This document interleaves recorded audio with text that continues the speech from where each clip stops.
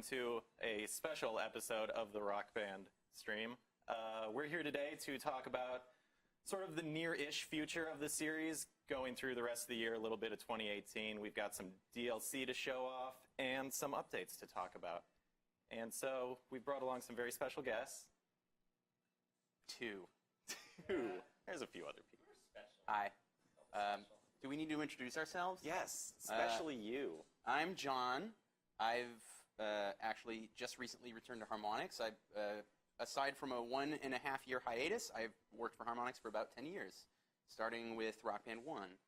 I'm the development lead on Rock Band 4, and that's just a fancy way of saying lead producer.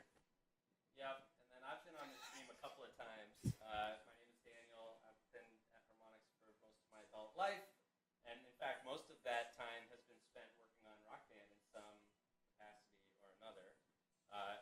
It's been really fun to have John back, and we're super psyched to kind of talk about some of the stuff that we've been working on, because it's all stuff that we're planning to release in the near future. So thanks for setting us up, Derek. Yeah, no problem. Troy, put me on camera. Thanks. They were just talking off frame. So we've got a sort of PowerPoint slideshow to pull up to go through and talk about what we've done so far in Rock Band 4 and what's coming up next. Troy, someone called me Grandpa in the chat, and they said that they couldn't hear me. Barely hear him. It helps if you don't put your mic under your chin and beard. We'll get there. He's learning about technology. Also, It's the grandpa thing. That seems rude. Although, I might have broken it. Strong start. Do you need a light touch? No, I mean always, but You can just swap the handheld You can also, at this yeah, point. I just really. handed you a handheld for a reason. what? Is this awkward? How about this? No, this is Does that about work? par for our stream, so. No, I don't know. No? I'm like 90 years old. I don't understand this newfangled technology. use the handheld. How about now? Is it on? It is. Okay, good. Thank you for doing that step in advance. What about you guys? Can They can hear That'll you. be a sec. thumbs up? Thumbs up? They can hear you. Oh, hi. All right. All right, let's So, All right, moving on. so we're going to talk a bunch about sort of some of the stuff that we have coming up, both content and feature. And then I actually want to kind of open it up to the chat so people can ask questions. Both John and I know a lot about kind of, the last, 25 years of video games, especially Harmonix video games. And, we also are pretty plugged into kind of what we're thinking about for the future next year and beyond. So, I want to get through the stuff that we know and then see what you all are curious about. Cool. Yeah. All right. So, Oh, is that my cue? yeah, Yep. yeah. If you could pull it up. I don't remember how this thing starts really. Rock Band Roadmap, That's October today. 24th, 2017. Pew, pew, pew. So it's fun to change the date on this slide every week that we kept. Why did you change the date? Because it was supposed to happen like last week or 2 weeks ago or whatever, and then we just kept nudging it as we found more stuff. Why did we nudge it, Derek? Things happen, Some things got to come out, some things get to go in. It's really a hectic world. So the story so far, this is really kind of an opportunity that we wanted to take just to kind of frame our relationship to Rock Band 4. I mean, holy Cow. shnikes. There we go. It's kind of amazing just to sort of like think about the game that we shipped and where we are now. We've added a ton of features, we've added a ton of content, 1 million songs, not 1 million, but close. Getting there. And so, I think, really the takeaway for me here is that, from the very get-go, our commitment was to support Rock Band 4 as a live platform. We've held up our end of the bargain, and there's no end in sight. We're as committed today as we were, in October 2015. I don't know if you have anything to add. No, you're Yeah, that amazing. really covered it. Yeah. that's what we're covering today, which we've kind of already gone over. There's a lot, yeah. So there's a lot of agenda slides in this deck. Yes, there are. Upcoming This is where seasons. normally We you haven't would cue technically me said the for it. word seasons yet, so that is one we can touch on quick. Yeah. Yeah, we're like gonna support them with assets through 2018 for sure. We've like committed to that, and we've already done some like designs. Yeah, it's funny. It's like I actually caught a lot of flack from the marketing team because I didn't really appreciate how valuable like season rewards would be, and I was like, oh, badges! Everybody loves badges, and then it was like, Daniel, you're an idiot. No. We need more. We need more than badges. So I'm super psyched about the helmets. Sean Witt made those. They came out great. Look really good. We've released T-shirts that Mitch did. Mitch is one of our environment artists, and he's got a great sense of humor, and that sort of shows up in almost everything he does. And we have some great stuff planned. Actually, Dave Boggy has been working on some awesome stuff, and so I did not know who you were talking about when you used his real name. Right, Dave. I'm like, Bogdan. Dave Bogdan. Bogdan. New people. So I don't know where. I don't know, we have some visuals. We'll see where they are in the deck. We have not practiced. I don't remember the order of these slides. But I at think all, the first thing we wanted to talk about actually was the improvements that we're making to Rivals mode, and a little bit of why. It's like we're super psyched with Rivals. Personally, I'm in a crew, Bloodstone. Yes, twice in a row, dude. In a row. We're in the same crew. Are you in Daniel. the- okay. Yeah, baby. Although we might have to kick Troy out. That's because- Ooh, is he not putting up the 20K every week? He played. He does play. He also just got married, so we have to cut him some slack there. But It was a little more important than Rivals those couple weeks. But doesn't that mean your crew just got bigger? I don't You know. have more people Yeah, do you have to an open conscript slot into there? your crew. So Well- ironically, I'm in a crew with Alex Regopoulos, and his wife is in our crew as well. And we actually he kicked her out of the crew when she had her baby.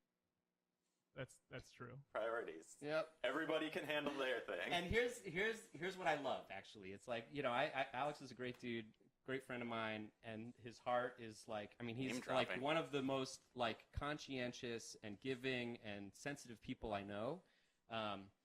What I like about Rivals mode is that it changes people, and it sort of imbues the game with this sort of competitive sort of framework where, like, week over week, there are stakes. And so, like, I get texts from Alex being like, Daniel, I'm watching you, and you're not playing enough Rock Band. And I'm like, no!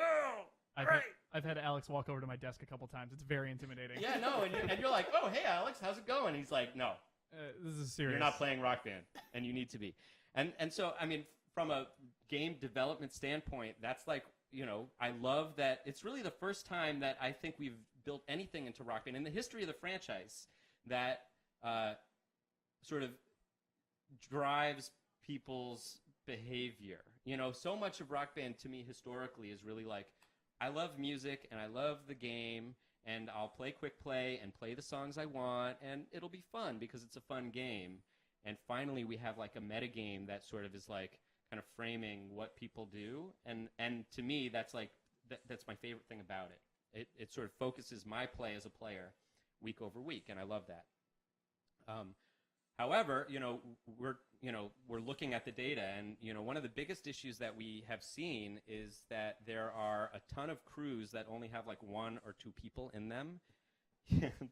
And it's not because they don't have friends, or that they are unpopular, or that there's something wrong with their personality. It's like, these are like really sensitive, smart, engaging people who just haven't quite figured out how to connect with other Rock Band people, and it's not their fault. Are you pandering to me? No, I'm saying we made a couple of decisions with the launch kind of Rivals feature set that I think it's funny. We were really worried that it would be this thing where people would like blast into other people's crews and just be a dick and like not like be like cool, and so like we really wanted the host to be able to approve kind of everybody who jumped in, and we really wanted sort of to kind of protect the community from itself in a lot of ways. And in retrospect, I think that was a mistake, and we made it needlessly hard for people to kind of get into a crew with people they don't know, and just to sort of like explore what Rivals is. And right now there's this funky UX where it's like, oh, I'm not in a crew, I want to get in a crew, so you sort of either build one and then wait for people to accept your invitation, which could take days or weeks or whatever, or you sort of apply to be in a crew, and then you have that same waiting game. And so, My issue is that I actually don't have a lot of friends on PS4 specifically. Like, I'm primarily a PC gamer. Like, I'll play on my console if we've got like a party, or I have a specific game I want to play that I can only play there. But it's like socially, I feel like I gravitate a little bit more toward PC at times. And so I don't have people in my like PS4 sphere who I can just invite to my crew. And so then I came back to Harmonix and I started poking around through Rivals, and I looked at everyone's crew the first time I came in, and it was like people were like had a bajillion points and everything, and I felt intimidated by trying to look at and join those crews and like subscribing to that process. So I was actually afraid of all of you. well, and for good reason. They're scary. They're saying really mean things. They're what not else actually. are they saying?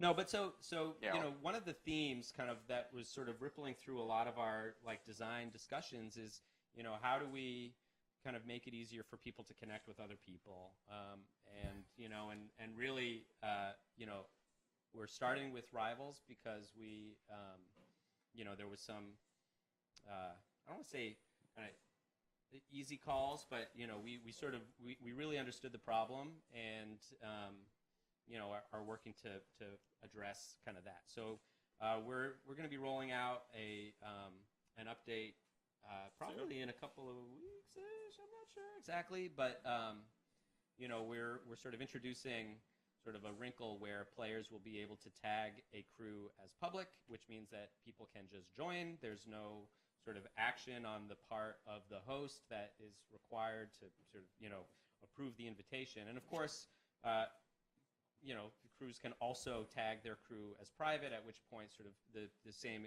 rules that exist now apply. But my hope is that, for people that are either sort of, looking to explore the feature, or people like John who are looking to sort of meet new folks or connect with kind of like-minded Rivals players, that this will be a pretty low-friction way to... Holy shit, crap. Are people being mean to you right now? Oh, really? What are they saying? I'm not going to tell you. Oh, come on. No, That's just keep going. No, I must know. No, just keep going. Keep waffling. This is good for fine. me. Are they calling me Grandpa? Yes. Oh, boy. I'm actually 23 years old. I don't understand. That's It's not just true. Working at Harmonix makes me older. Age it 4 times the rate of a normal human? Yeah. 4 times. Yeah, 6 times. What else is coming in that update? I don't know. What else? I think you basically covered it. The primary motivation for this update is making sure that that people who are having trouble finding larger crews, and people who want to be able to figure out what types of crews they're going to join, to make that whole process smoother and encourage all of you to play with each other. Yeah. So we basically are seeing the behavior where people aren't joining crews larger than 1 or 2 people, and we want to fix that. Well, and then there are some crews that are 9 or 10 people, and those are kind of filled with ultra-competitive folks who, are sort of on that quest for Bloodstone. And we're seeing that sort of trough. I mean, of course, with every update that we do, there are, it's an opportunity for us to fix some bugs and to kind of, respond to some of the, stuff that comes in through our social channels. And, so there's more than just that. I think we did a pass on the pitch arrows just to make those a little more different from one another, so that it's easier to kind of track your part as you're singing harmonies. That was a specific feature that came in through kind of our dialogue with all of you. Yep. I saw that in the build today. They look good. Yeah. No, Ryan did. And they like fit together into a cool like feathered arrow when they're all on top of each other. Yeah. It's pretty nice. So there, yeah. I mean, obviously there will be like detailed build notes and all that stuff, but that's sort of the first phase of kind of feature development that we're rolling out, in November. And what's the next slide? What Is do you the next one? The next one. Oh, right. So Ooh. yeah, so online quick play. And this is sort of the thing that, probably has been like the most consistent criticism going all the way back. And, here's the thing that I want to say before we actually get into this is like, the double-edged sword of like this roadmap thing, it makes a lot of people on the team really antsy to talk about stuff we're working on because it's a creative process and things change daily. And so, I'm going to sort of, talk about what we're working on and what our goals are. And I guarantee that the actual implementation will shift between now and kind of early 2018, which is when that next release is scheduled to go live. Our focus is actually on a lot of the same sort of concepts that I talked about when we were talking about Rivals mode. It's like the biggest issue with SOMP, as far as I can tell, and you all sort of are right there, is that like it's overly constrained. It's hard to find people to play because you're limited to your friends list. And then you're also limited by all of the other things that make Rock Band just sort of logistically challenging. You have to be online at the same time. You have to sort of find people that are wanting to play a different instrument. You have to find people that have, same DLC, all that kind of stuff. So there we're trying to punch through some of that friction, and that the high level sort of challenge as presented to the development team was to fix that and make it easier to get in a session with people that you don't know who are online when you are. And that's kind of at a high level what we're doing. What would you add to that? No, that was good. Did you say what we're specifically doing? Yeah. What? Did you say what we're specifically Put it in doing? one word. What do you got for us? I mean, I can talk about sort of There's a piece of paper that tells you everything on it. Well, so that, I mean, Your so bullet points. So Troy and people here wrote down like the features that we have in the backlog. So I mean, I'll talk about them with the caveat that they may change, and that's just the way it is. But we are looking to basically put together a list of active sessions that anybody can join. So it's like a way to just browse the sort of active Rock Band action, and along with that would sort of be all of the sort of tags, and it's like as a host I can ideally constrain my session to people who have, I don't know, so like 200 or more DLC songs or other sort of criteria that sort of broadcast the type of player that they are looking for. You'll notice that I have gone out of my way to not use the matchmaking term, and Which is That's why we were kind of. That's the the one. the Yeah. theme of the stream right now. But like here's the thing. It's like what I want is for players to be able to connect and play online with other players at their leisure. What I don't want is for players to hit a button and then have to wait for like some amount of time for us to sort of figure out the best spot to put you. So like, I have some issues actually with the way that other games have done online matchmaking, and it's possible that, we can, really I want to serve up to... Are you picking on our own games? Like our own past games?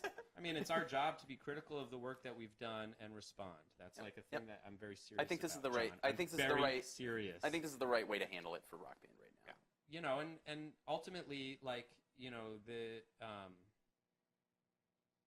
as with all things Rock Band, like our investment is directly proportional to the activity and sort of health of the community. So, we're fixing a thing that I think is a pretty big problem with respect to kind of online play. And if we see the impact there, and that the change that we're making works, and all of a sudden we see sort of way more people playing online, then that's an area where we'll look to continue to invest in. So, I don't know. I mean, it's the trick with online play, and one of the reasons why we sort of left it out of Rock Band 4 to begin with is that it's a really, really hard feature to develop. It's really expensive. And the other thing and this is true even from the RB3 days, is that most people don't play online. And, my expectation is that sort of as we get into sort of this will be our third holiday of Rock Band 4, and that, the players that we see are sort of evolving into, really good, capable, kind of technologically savvy players who will play online, which is why I'm, psyched to be sort of putting this work in. But that's always the sort of like, to what degree are you tailoring your game to that sort of super top tier excellent player? And I think as we get into this age of Rock Band, that feels like the right bet to make. Personally, it's like I really want the game to evolve along with our players. Yeah, just reading through some of the chat, some of the things that I wanted to comment on that you mentioned, that that people don't play online. Well, when we think about features, a lot of the time when you're staring at like a 1 to 2 year like monolithic project schedule, you're looking at, okay, what is the percentage of players do we think that are going to access this feature or not? And what I like about where we're at with Rock Band right now is that we can focus on not the people who we can expect to buy a retail copy of the game, but the people who are actually playing the game right now. And so when you say people don't play multiplayer online, that's actually not even true anymore, because the people who are playing Rock Band are the people who are most likely at this point to be playing with each other online. So I really like that in the updates that we're doing right now, we can sort of change our development philosophy a little bit so that we are focused more on the people who are basically keeping this franchise alive at this point. Totally. I absolutely agree. So we skipped over the if we're good on the update stuff. Is there any other comments on the update? I mean, we got a couple. We skipped an entire page of stuff in our. That sounds like us. Season 3. yeah, but I was waiting for The slide. the slide. There you go. Hey, look at that. We got pictures of We're going back in time now. So Boggy is one of our artists. He's a brilliant artist. He actually curates a cartoon that A is really good absolutely cartoon. worth checking out on his social media channels. And he put together, like, he's an avid sort of biker guy.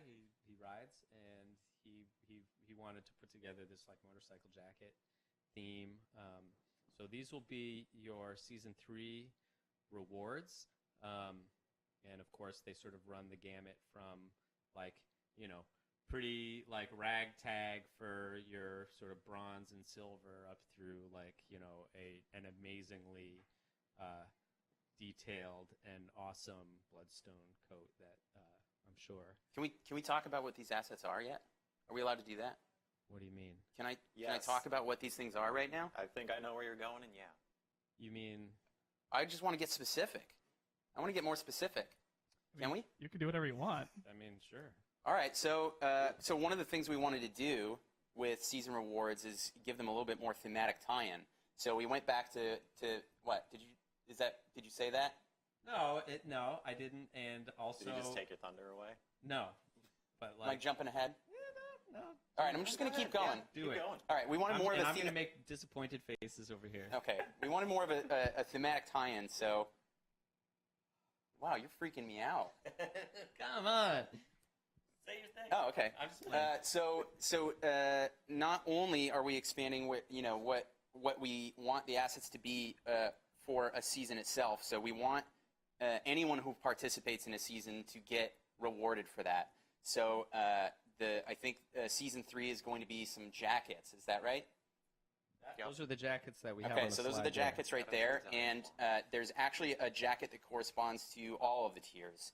So if you're a bronze player or you're a silver player, like that was me this season, as I was silver, I would very much have liked a jacket for my effort. So in the future, that's one of the things we want to be able to do. So you'll get rewarded for all the tiers, basically. So season 3 is jackets, and we also wanted to make it cooler to tie seasonal assets together. So in future seasons, we want to actually allow you to complete more of an outfit. So we have a helmet that will go along with that, and we've got some pants that will go along with that. So if you get all Bloodstone, you'll see a pretty cool looking character at the end of that. Yeah, exactly. Again, they all work together, and yet they're all sort of awesome on their own as well. The other thing that I'm super psyched about for season 3 is that we've got a theme that sort of runs through the whole thing. We did that for season 2 as well. The season 2 theme was really sort of like XP Funhouse kind of modifier thing, where each week had a different sort of focus, and if you sort of were paying attention, you could get extra XP by playing the instrument, or we had a SOMP, an online play modifier for 1 week. And for season 3, the idea is that each challenge will focus on a different decade of music. So we're starting with the 50s and 60s, and that's reflected in our DLC for this week, which I'm super psyched about. Chuck Berry and Jackson 5, which is awesome. And so kind of, I think, you can kind of, I think it'll be fun to sort of reveal the DLC up, obviously the next challenge will be the 60s and the 70s and on through. But that DLC will tie in, and I'm super psyched about our Talk into the mic. calendar. Which week are you most excited for, just decade-wise? Well, I was born in the 70s. Wow, really? I'm really old, and that's what I really like music from the 70s because I remember it from being in the womb. Don't feed into their snarky grandpa narrative, okay? Don't take any of their guff. If I shave, I look like 30 years younger. You really you do. got a lot of compliments in the beard. Yeah. That's not the You're getting called Susbeard, among other things. Nice. beard guy and tablet guy. Yeah, I was the tablet guy. Yeah, Beard you're man the and tablet guy. That makes sense, yeah. So anyway, yeah, I mean, I'm a big fan of sort of thematic consistency, and I think we're trying to kind of follow that thread as we make decisions about future seasons. The season rewards, as John mentioned, and kind of sort of use that to direct even our sort of DLC and sort of music acquisition stuff. Yeah. What's next? What's that next slide? It's the next DLC. Oh, sweet. So Early yeah. November DLC. Ready? Yeah, so ready for people who kind of know their music history will be able to figure out what's going on just based on sort of what I just said about the seasons. But there's some awesome stuff coming. Sure is. And, DLC. Yeah. And then December DLC. We don't have it. Oh my God. The rest of November, even. That was a tease. We hid some good stuff in the back half of November. Yeah. Fact. Which song on that list are you most looking forward to? Blister in the Sun. Yeah. Yeah. Yep. I don't know. I like some Bad Reputation. Yeah. I remember testing that song a long time ago. Yep. No, I mean, I don't know. All of those are winners as far as I'm concerned. Let's see. What are people? They're excited about the music. Is what they're excited about. Good. Some good choices. I mean, I don't know. It's like, it's funny. The music selection for Rock Band is super polarizing, and yet, like, Into the mic. I'm pretty happy with almost everything we've put out this year. I think we have a really strong, kind of end to 2017. So there's no holes. I like it.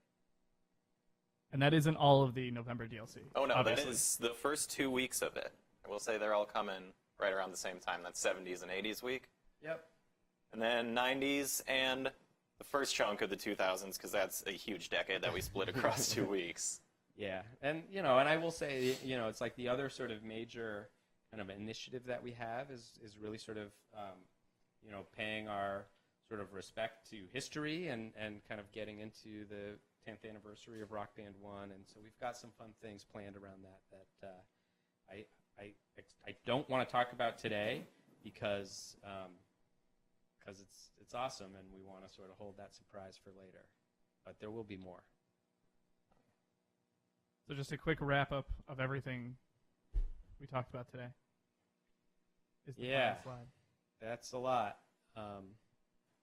And I'm assuming all of you are plugged into our social media. If you're not, you should be. And there's we'll be kind of getting into more detail both about season 3 and also build notes for this upcoming release, details on where we are with the online features, and then some really fun stuff to talk about around the 10th anniversary. Now, presumably, also people have gotten the lowdown on the Rock Band Diaries program, which we're running, where we've sort of asked folks to email us, their Rock Band stories. I think Rock Band's one of those franchises that not partly just because it's been there for forever, but it's such a classic social game. I feel like we have we've seen a lot of stories just in the responses so far for it's like people who met people, their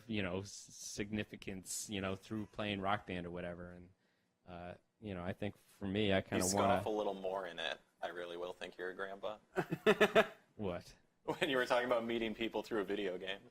He didn't say people. He said significant significance. others, yes. No, he didn't even say significant others. Oh, I don't know. I met my wife working on video games. It's kinda counts, like yeah. the thing. It's like, whatever. I don't care. I got some hot questions from chat. Yeah, let's hear it. let's do it. So one question around, we only had a 1 week break this week. Yeah. Do you want to tell them why? There's a very good reason why. It worked out nice with Christmas timing. That's Take it. Christmas off. That was all. Yeah, a lot of the feedback that we got from kind of the 2 week break that we did at the end of season 1 was that it was too long. People wanted to get right back into it. So, I think we look at the calendar and sort of plan things out. But this season 3 kind of does sit nicely up against sort of where we want to be October, November, and December. Yeah.